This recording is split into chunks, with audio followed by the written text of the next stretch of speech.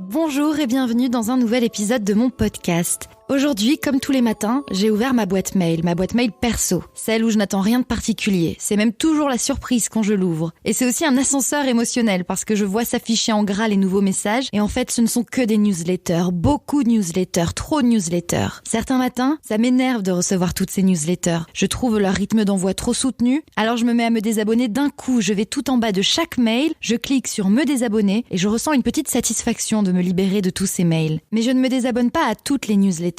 Je suis quand même attachée à certaines. Et je les classe comme ça. Il y a celles pour m'informer, celles pour ne pas louper les nouveautés, et celle pour les promos. Et dans mes mails, aujourd'hui justement, j'ai reçu un message d'Air France. Objet, partez en escapade jusqu'à moins 70%. C'est dur de trouver des objets qui donnent envie d'ouvrir le mail. Mais là, bingo, bravo Air France. Lire le mot escapade quand il fait froid et tout gris, ça me parle. Je me vois déjà à Marrakech, à Séville ou dans le tram de Lisbonne, ou même encore plus loin, les pieds dans le sable chaud face à la mer. Alors je l'ai ouvert ce mail, j'ai pas lu ce qu'il y avait écrit, trop pressée de connaître les offres à prix cassé, j'ai directement cliqué sur le bouton « J'en profite » et ça a ouvert tout un champ des possibles en termes de destination. La perspective de découverte, de week-end prolongé, de vacances, de visites, de cocktails, de soleil et de rooftop. Me voilà donc de bon matin, derrière mon écran, à rêver New York à partir de 397 € l'aller-retour, des plages de Saint-Barth pour 603 € aller-retour, ou du Mexique à partir de 546 € aller-retour. Et avant même de me rappeler que je n'ai pas les finances pour m'offrir quelconque escapade en ce moment, j'ai été prise d'un sentiment de culpabilité. Bah oui, tout d'un coup, je me suis rappelé que l'avion c'est ultra polluant, que c'est d'ailleurs le moyen de transport le plus polluant, mais voilà, je suis face à un dilemme terrible. J'ai beau savoir tout ça, la planète, l'environnement, l'empreinte carbone, je lis, j'écoute des podcasts sur le sujet, je me documente, je me renseigne, et malgré tout, je trouve ça hyper tentant un week-end au soleil pour booster ma vitamine D. Ou bien une escapade dans une grande ville qui me donnera envie de ne jamais rentrer à Paris. Sauf que c'est pas GIEC, accord de Paris, COP21, COP15 compatible. Ça ne va pas dans le bon sens. Mais ça n'enlève en rien mon envie de soleil. Il fait d'ailleurs 23 degrés à Marrakech pendant qu'il neige à Paris. Que celui qui me dit qu'il préfère le froid à la routine et les métros bondés m'écrive. Je lui laisse mon micro. Bref, prendre l'avion ou ne plus prendre l'avion, telle est la question. Et j'ai découvert qu'il y a un mot pour décrire ce concept, là aussi. C'est les Suédois qui l'ont inventé pour traduire ce sentiment de culpabilité au moment de l'achat de billets d'avion. Ça s'appelle le fluxcam, qu'on pourrait traduire en français par avis-honte. Vous l'avez ? La honte de prendre l'avion. En Suède, il paraît que ce sentiment de culpabilité a permis aux voyageurs de se détourner de l'avion et même d'être fiers de prendre le train pour voyager. En vrai, j'ai pas la solution. J'ai vécu à l'étranger, à Hong Kong quelques années, et je ne rêve que d'une chose, c'est de pouvoir y retourner de temps en temps, parce que j'ai laissé un peu de moi là-bas. Alors peut-être que je ressentirai de l'avis-honte,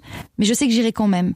Je le dis sans langue de bois. J'ai aussi envie d'aller voir ma meilleure amie qui s'est installée à San Francisco et aussi mon Alex qui vit au Mexique depuis 1 an. J'ai envie de retourner voir ma cousine à Vancouver. J'ai envie d'aller voir les kangourous en Australie. J'ai envie d'aller à Las Vegas. Je mentirais si je disais le contraire. Et d'ailleurs, des dilemmes comme avec l'avion, j'en vis tous les jours. Et je sais bien que c'est pas la même échelle, mais j'ai toujours cette chère culpabilité qui vient me chuchoter à l'oreille que tout ce que je fais, c'est mal. Par exemple, au supermarché, j'ai envie d'acheter des avocats, parce que comme tout le monde, je crois, j'adore les tartines d'avocat, les fameux avocado toast. Sauf que l'avocat a une empreinte carbone désastreuse. Hier soir, j'ai pris une douche méga chaude et méga longue, j'avais froid, j'avais passé une mauvaise journée, bref, j'avais envie de tout oublier, et comme je suis pas une grande adepte des bains, alors j'ai pris une douche bouillante pendant longtemps, très longtemps. Dans ma cuisine, j'ai parfois la flemme d'amener le verre au récup-verre, alors il m'arrive de mettre une bouteille en verre dans la poubelle normale. Parfois, je prends ma voiture, vraiment pour rien. D'ailleurs, j'ai une voiture, commençons par là. J'achète toujours des trucs chez Zara, probablement fabriqués par des Ouïghours. Je me fais livrer des trucs Amazon régulièrement. Je commande sur AliExpress parce que c'est moins cher, alors que je sais bien que ça traverse la moitié du globe pour arriver jusqu'à moi. Je mange des fruits et légumes et parfois, souvent, j'oublie de me demander si c'est de saison ou pas et d'où ils viennent. J'achète des bouteilles d'eau, pas tout le temps, mais quand même souvent. Bref, je culpabilise parce que je ne fais pas tout comme il faut. Je suis imparfaite. Je fais de mon mieux, je crois, mais parfois je suis rattrapée par la flemme, l'habitude, une pulsion ou bien une promo.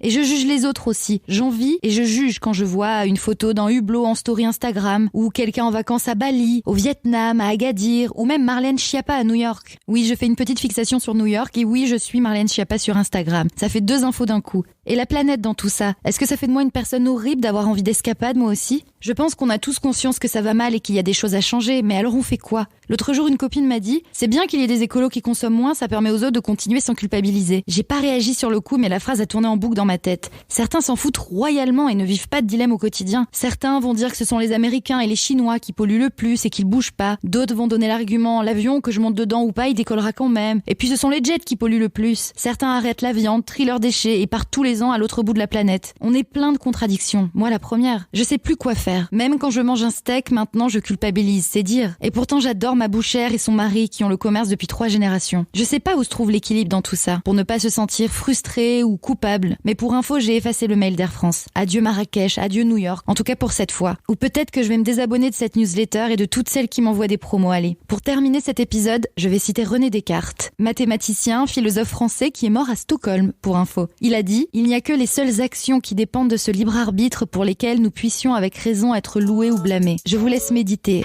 blablatement vôtre, et à très vite pour un nouvel épisode. Merci pour votre écoute. N'oubliez pas de vous abonner à mon podcast. Et si vous souhaitez poursuivre la conversation, retrouvez-moi sur Instagram. Lisa Marie parle dans le micro. Bonne journée ou bonne soirée. Bye!